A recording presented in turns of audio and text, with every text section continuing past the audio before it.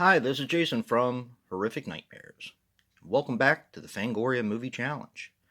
This is a segment I've been doing with my good buddy Joe the Horror Man, where we're not only going to watch, but also review all 101 movies Fangoria thinks we should have seen.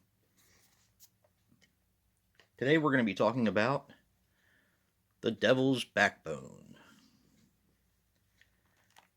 The Devil's Backbone is a 2001 film which runs approximately 106 minutes and is written and directed by Guillermo del Toro.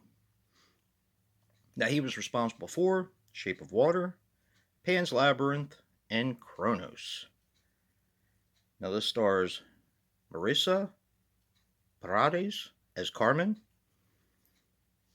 She was in Despite Everything, Dreamland, and The Skin I Live In. Let me tell you something, guys. The Skin I Live In is a very interesting, very rough movie. It has Antonio Banderas in it. Very surprising film. Yeah. This also stars Eduardo Noriega as Jacinto. He was in Mark of the Devil, Perfect Strangers, and Vantage Point.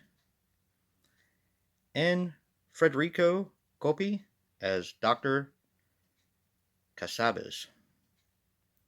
He passed away on October 20th, 2017 at the age of 83. He was in Black Snow, Phase 7, and Pan's Labyrinth. Now the budget was $4.5 million, and this had a worldwide gross of $6.6 million. All right. Apparently in USA and Canada, it only did 755,000. Interesting. All right, this has a very interesting story. The primary character in this movie is kind of a ghost, and his name is Santi. And they show him in the beginning. He died and was thrown in the water. The setting is basically a kind of like a boarding school for kids, but it's ravaged by war. And actually, there's a bomb sitting in the middle of the yard, a bomb that never went off and has been um, decommissioned, and they just couldn't move it because it was too heavy.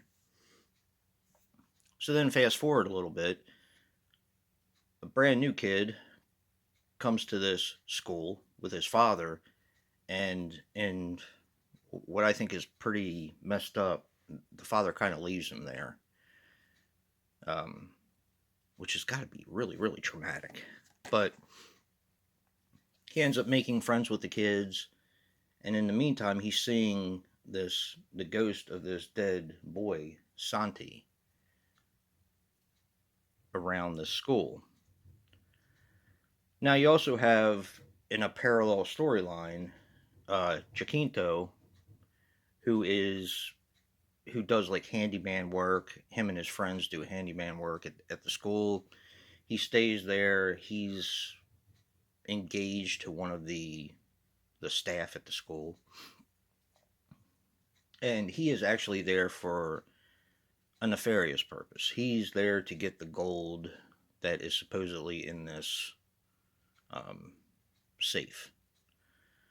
So all that kind of culminates, and I'm going to kind of leave it there. I haven't really said the purpose of the story, but you kind of have to watch it in order to get the purpose of the story. You end up finding out what happened to Sante um, during the film. There's a lot going on in this film. It's kind of hard to explain because there's so many different aspects to this film. One of the things I like about Guillermo del Toro is his storytelling. Um, it's to me, it's beautiful.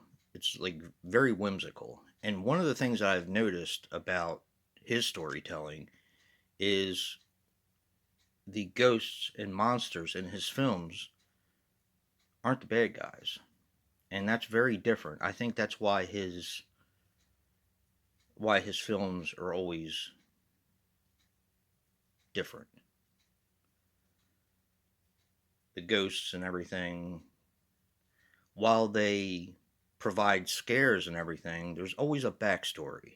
There's always a reason why they're there, and they're not necessarily there to cause harm, if that makes any sense. But now, as far as a recommendation goes, I am going to recommend The Orphanage. Now, Guillermo del Toro didn't direct this, but this is like Guillermo del Toro Presents. This has a very, very similar feel to The Devil's Backbone, and basically to his films. So that's why I wanted to use this as a recommendation.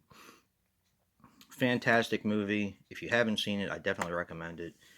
A little story about Devil's Backbone. I actually saw this when it first came out. Not in the movie theaters, but when it came out on video. Took it home, I rented it, and I don't know what was going on in my mind, but I did not like it at all. So it was one of the ones that I wasn't really looking forward to watching with Joe, because the last one I didn't like was Nomads. And I still don't like Nomads. But maybe I was in a bad mood. Maybe I wasn't in the mood to read subtitles. But this movie is fantastic, and I loved it this time. Sometimes, like I've said before, your mood actually is the catalyst of whether you like a film or not. Could be you're tired, had a bad day, and you watch a movie and it just, you can't fully get into it, you can't commit to it, and I don't know, it has a lot to do with it, I think. But like I said, I don't know what I was thinking, but this movie is fantastic. Definitely check out this movie. Also, don't forget to check out Joe's review and what he picked. And if you like what you see in here, hit that like button and subscribe. And until next time.